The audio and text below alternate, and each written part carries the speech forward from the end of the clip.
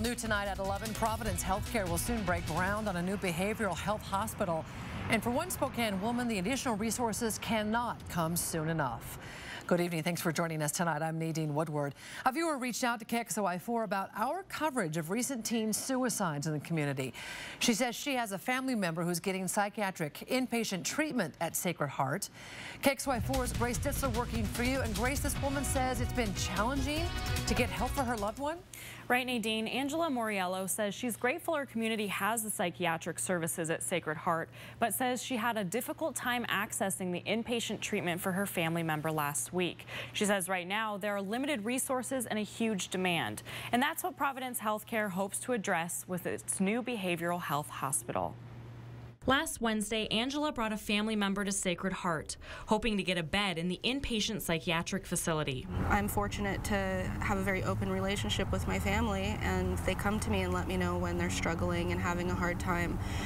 We've sought all the resources that we could to help, and we're at this point now where the next step is needed. That day, she was told that there was a waiting list of 14 children waiting for the psychiatric services. The next day, the waiting list was down to 5, and Angela's family member is now being treated. I'm relieved that we have such wonderful services and facilities and staff here to help kids.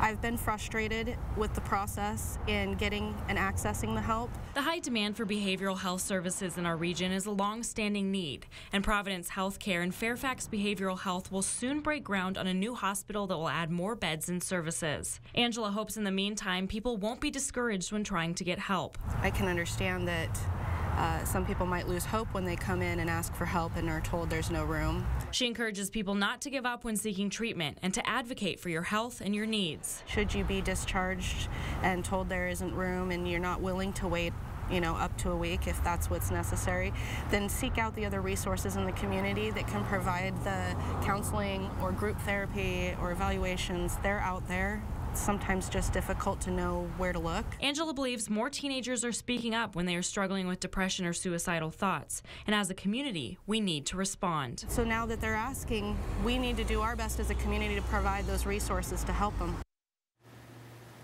Angela says she and her family are thankful for the services they've received at Sacred Heart. She says from her experience, if someone comes to you about their depression or thoughts of suicide, it's important to be willing to listen and not judge and tell that person we can get help and we can do this together. Providence says there are currently 74 inpatient beds for teens and adults at Sacred Heart. They currently do not have service for children under 12, but tell me they are looking to see if they can add that service in the new building. And that new hospital is expected to be open to patients in the fall of 2018.